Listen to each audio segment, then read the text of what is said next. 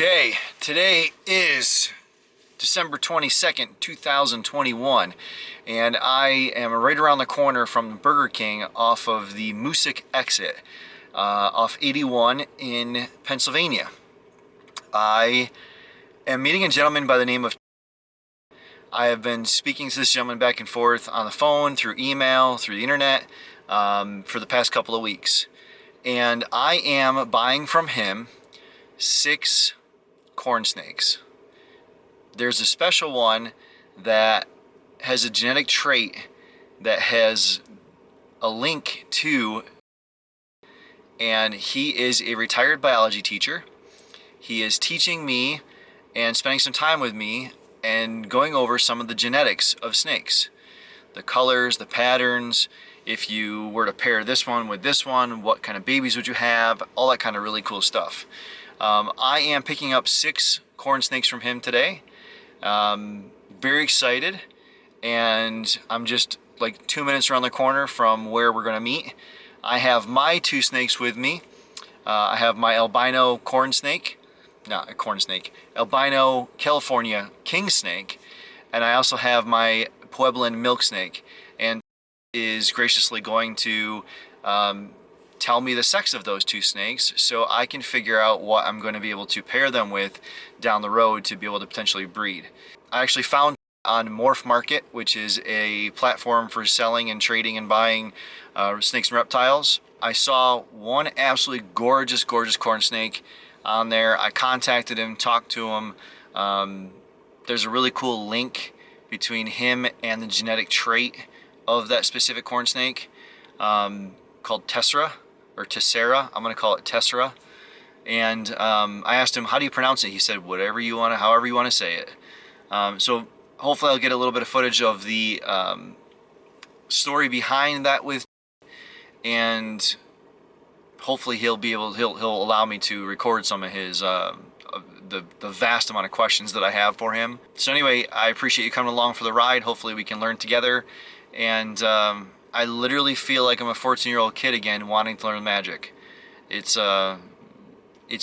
really interesting and cool to me, and these are such beautiful, gorgeous creatures that I want to learn about them and breed them down the road.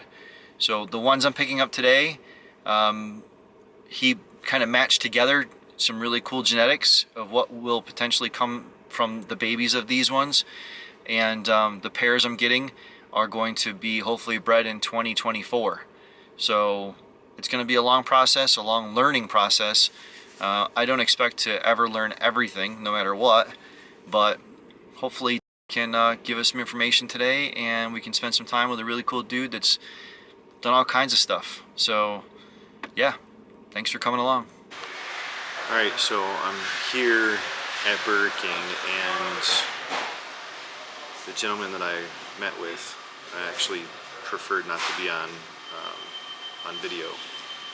He doesn't even want me using his name because he doesn't want the story to come out and have any issues with different breeders or any of that kind of stuff. So obviously I'm going to respect that, and he thinks that both my snakes are females, and they made a little mess when he was checking it out, so he went to go wash his hands and gives me the chance to record right now. So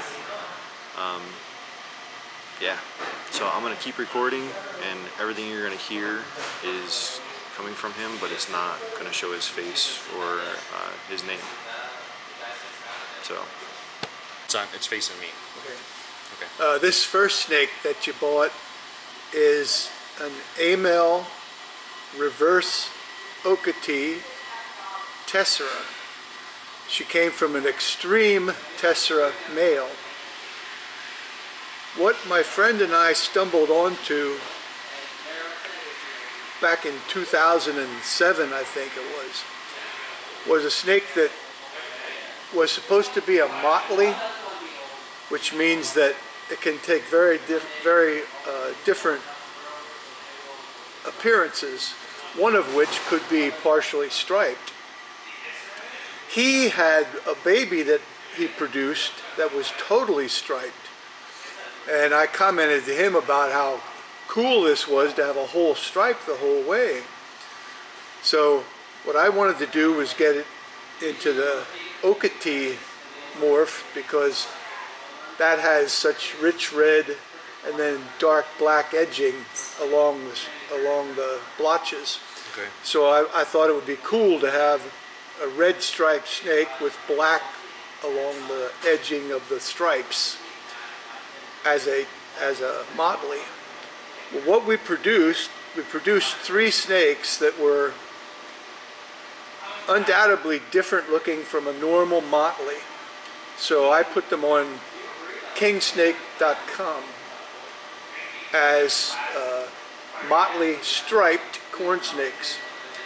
Well, I got a response almost immediately from a gentleman that said you can't have motley and stripe because they're on the same loci of the chromosome. I said, okay, whatever, I'm just telling you what I thought they were because I have no idea.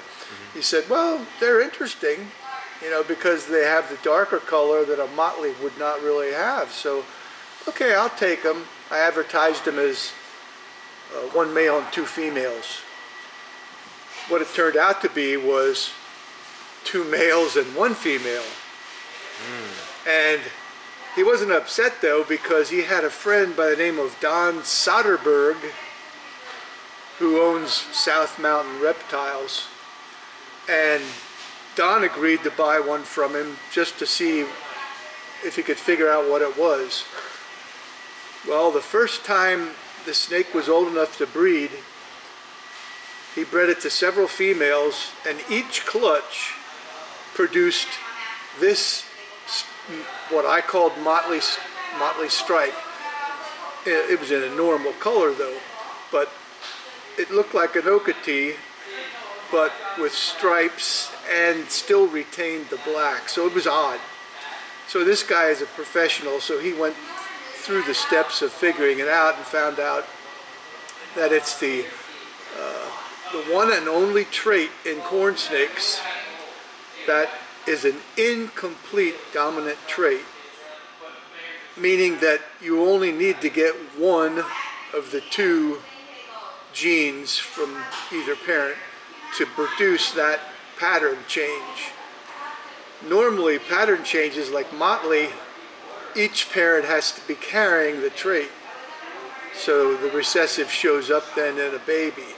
That's why this one's a male, because my male Tessera Extreme is het for a male, and the mother was an a male. So there's a 50% chance of getting a males, and I got a lot of a males this time, 2 of which were this Tessera. So Don Soderberg had another guy involved with him, and they decided to name it Tessera or Tessera. If you're from New York, it's Tessera. But I have been saying Tessera. oh, you have? Yeah, I have been. Well, that's what I said, and I thought Tessera. you said different. No, I didn't know how to say Oh, it. oh. I asked, you said whatever you want to say, but I've been saying Tessera is what I've been. Oh yeah, that's what I say pronouncing too. And so in his website you can look up, he has the story of the Tessera. And it tells just about everything I just mentioned, but where he says he got the snake is from, in quotes, I mean in parentheses, a breeder who's no longer in the business. Well, I read that when I was looking at snakes on his site, and I thought, well, this is really odd. So I researched it and found out that was me. Oh. I was the one that gave him the Tessera trait. He, of course, figured it out, and now it's a pretty desirable trait, like worldwide, and I missed out on that one big time. It's gonna take forever to learn this stuff.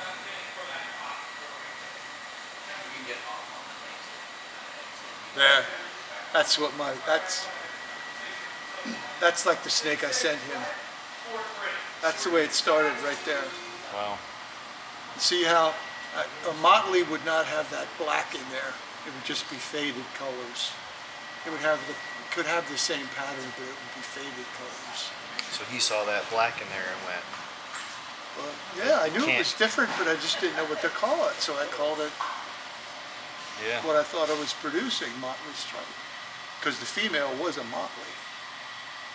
But the male from my friend was so unusual, a very unusual looking snake. Oh. That's a long version of a short story, but Wow. Well, they're beautiful. Absolutely gorgeous. This is the one that caught my eye when I was looking through Morph Market. sure, yeah. That's when I reached out to you and saw this one here. I was like, that's gorgeous. That orange yellow stripe down the middle. Beautiful. You emailed me yesterday about the genetic traits Yeah, yeah. and yeah. some of that. Your homework, yeah. Yeah, and I did the homework. You read it. Oh, absolutely. And I get it, but you said you don't know my knowledge, and my reply to you was, I don't have any knowledge. So yeah, you when- said elementary was okay. yeah, elementary is better than okay, because I'm just getting into this. I even brought a notebook if we want to chat about Right. that too. Yeah, absolutely. This is the A-male form of Miami. So that's the female black, red and white, the Christmas. I called it the Christmas one.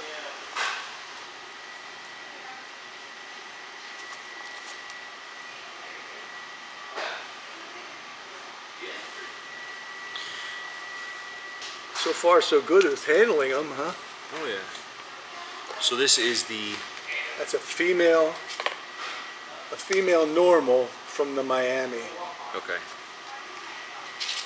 from the Miami Okatee. Yes. I'm gonna make labels with all this. What's that? I'm gonna make labels with all the traits and keep it on the bins so I know Absolutely. what's what and when they were born. And unfortunately, I don't know anything about the two that I bought. I bought them off Craigslist, so I know. Yeah, we'll I know, see if- I we'll know see if- nothing about them. So the pairings is gonna be the Tessera with the fluorescent The female buckskin. and the female. So the fluorescent is gonna be paired with Those two. the female buckskin and the Tessera.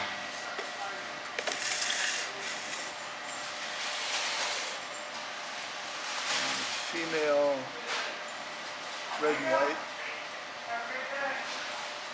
And the female het for Miami. Times the male Miami. Female Miami, red and white. Well, she's not really a true Miami. She's het for. There you go. So het. normal. So normal hat for Miami.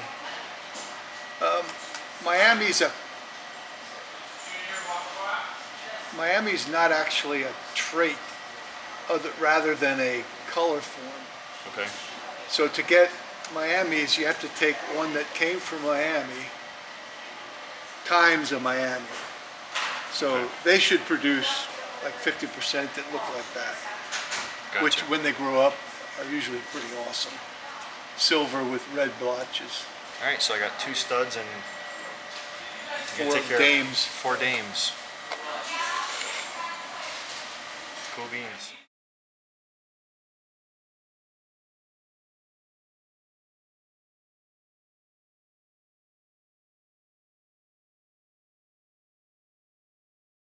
It's fun though.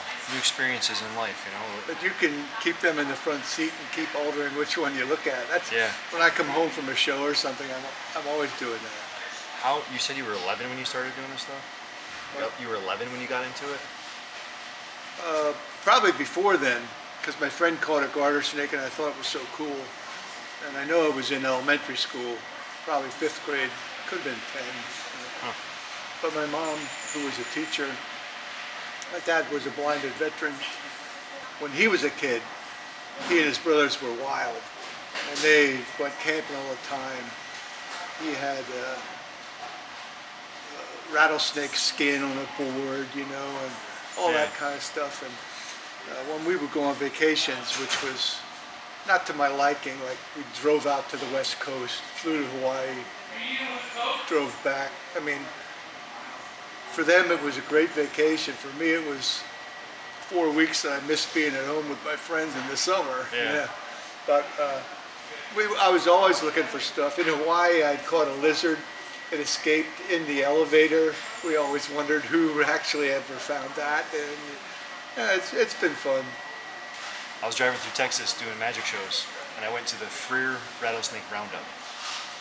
They have Rattlesnake Roundup. Yeah, in Freer, Texas. They didn't kill them, did they? They had a room full of rattlesnakes, Yeah. and yes, Oh, they that's sad. ate them all. They butchered them all, ate them all, had the skins hanging, everything. And you know, I had to try back then. I had to try a little bit of everything. So I got a little piece this big, and I didn't like it. It tasted like fish. It was crazy. Oh. It had a fishy taste to it.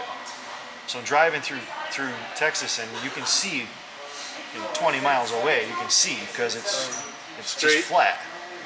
And I look way up there, and I saw something black in the road, and I get up closer to it, and I drove by it, and I looked. I was like, that's got to be a tarantula. So I backed up right next to it. I mean, there's no cars anywhere. I'm the only human anywhere. I look, and it's over there, and I'm like, holy crap, that's a tarantula. It was big, and it's scurrying underneath my car. And now I'm like, well, I'm not getting out because I don't want the thing to spit at me or jump on me, or I don't know what they do, you know, so I don't know anything about them. And it was underneath the car, and I'm like, great, now I'm gonna have to sit here for a minute and wait for it to continue going underneath the car to the other side of the road. As I waited. As I slowly backed up, I heard. Oh, I ran right over, and its legs are doing this. This There's- one here, it got underneath the car, got into the shadow of the yeah, car, thought and it was a good and it place to stopped. hide.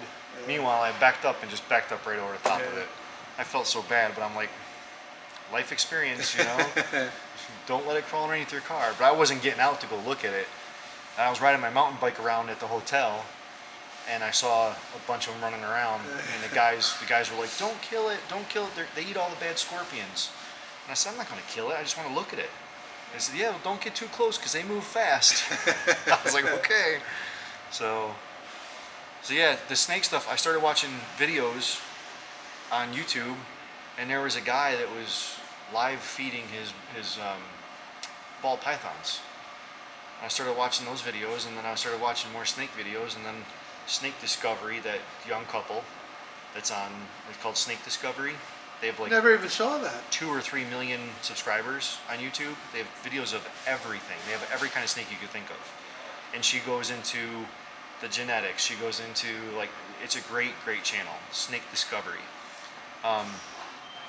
And started watching that channel, and then got into what are the best five kept snakes to keep as pets. Corn was number 1, Milk, King. Yeah, there you go. We got Couple the other top ones. 3. You should go on, I think it's called Ian's Vivarium. IAN''S. You can spend half a day looking at all Wow. of these going down through. They have single traits, double traits, triple, quadruple. That's why you never get tired buying corn Yeah. snakes. Just It's doing- just super amazing. So here is not this one. I took a picture. Scalus motley het Annie, or how do you say that word? And anarthristic. Anarthristic. Now what does that mean? No. A in the front of a word biologically means not something. Okay. And erythrism is red. Erythrism is red. So that's a no red trait. It would act exactly the same as the A-mail I sent you, little a's with capital A's. Okay. I mean, it's amazing you can make a living doing things like this or magic or... So I mixed that Tessera with anything. 50% of the babies are going to be Tessera. That's a pattern, yes. All right, so I just left my meeting to pick up the snakes, and unfortunately, the gentleman didn't want me to record him, and or didn't want me to even use his name. I think he is concerned with the snake community getting upset with him in a way that he would be trying to take claim to something that his name is not on, or he's trying to badmouth the person who has their name on the Tessera trait. It's quite the contrary, though. I think that he is disappointed. I feel that he felt disappointed that he didn't realize what he had and how special what he had was, and that somebody else did, and that somebody else was able to take claim to that trait. He is nothing but I don't want to say admiration, but nothing but respect for the gentleman that has his name on the trait. So I think he's more disappointed in himself in a way. I could see it in his face, I could hear it in his voice. Disappointed that he didn't realize what he had and how special what he had was. Somebody else clearly saw, took it, and went with it. And it was very successful with it. I didn't think it was a financial thing. I thought it was more of a pride thing. But I am happy to have a Tessera from this gentleman. And I have 5 others from this gentleman. And it's going to take 3 years before I can breed these guys and girls. I got 4 girls and 2 guys. And he told me that my king snake and my milk snake are both female, and that the Pueblan milk snake, I'm doing a really good job with the husbandry of that snake, because he said they're usually really skittish, they musk, they go to the bathroom all the time, like they don't let people hold them, they're just a different, that particular breed is not good. My Pueblan milk snake is I've been working with it every day almost, and it's gotten really great, so I can handle it and hold it, and it's been doing great. I brought a bunch of my leather bags to show him, and purses and stuff like that. And the manager of the Burger King came over, was checking out stuff, ended up buying one of my wallets from me. I told him I'm going to be working with my granddaughter and grandson with the snakes. So he gave me a plate of cookies and a gift for the kids. So we'll see what that is. And I was very grateful for the time he spent with me. I spent about 2 hours with him today. So I have to get these snakes home, get them on the heat pads, and that's it. Alright, long enough video. So, exciting day. I'm just going to travel home and get these guys set up at my shop. And that's it. Well, I made it back to my office and everything is great. On the way home, I checked one of my trading platforms and sold some warrants of a stock that I bought a couple weeks ago because it was crazy low and I thought it was going to go back up again, and it did. And I literally was able to pay for all of my snakes today. My fuel, my lunch, my whole day today is completely paid for, and it's amazing. So I took a risk and bought a stock. I'm taking a risk in buying these snakes, and it's paid off. I think it's going to continue to pay off. I hope it continues to pay off.